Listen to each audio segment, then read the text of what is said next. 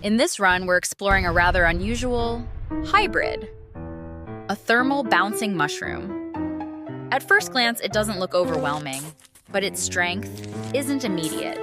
The setup begins slowly, no rush, no panic. Builds like this rely on patience, allowing each layer of defense to form before the real pressure begins. The first wave arrives quietly, nothing dramatic yet. But if you look closely, the mushroom is already at work, sending its damage from one target to another. That's the defining trait.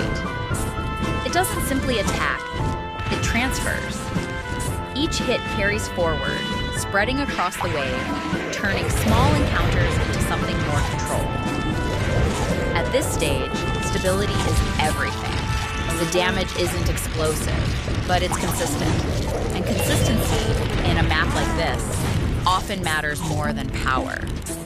As the waves grow, so does the tension. More enemies begin to overlap, and this is where most strategies start to fail.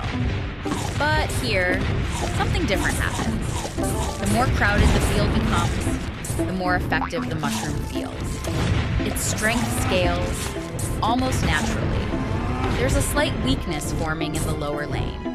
Nothing critical yet, but enough to require attention. Small adjustments can decide the outcome later. And just like that, balance is restored. This build doesn't dominate instantly. It adapts.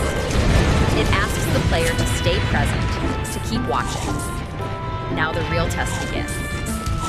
A larger wave approaches, and the screen begins to fill. This is where the system either holds or collapses. The chain reaction becomes visible now.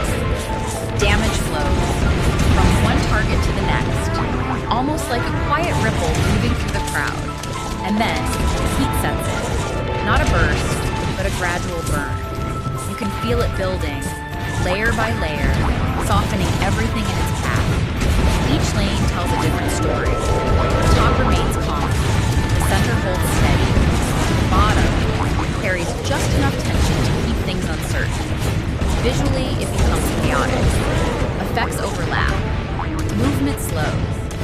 And yet, beneath it all, the structure remains intact. The final wave arrives. This is where most defenses falter, not because of one mistake, but because of accumulated pressure.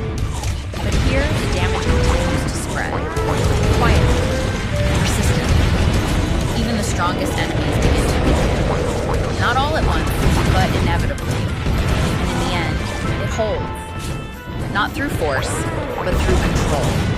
A slow system that never truly breaks.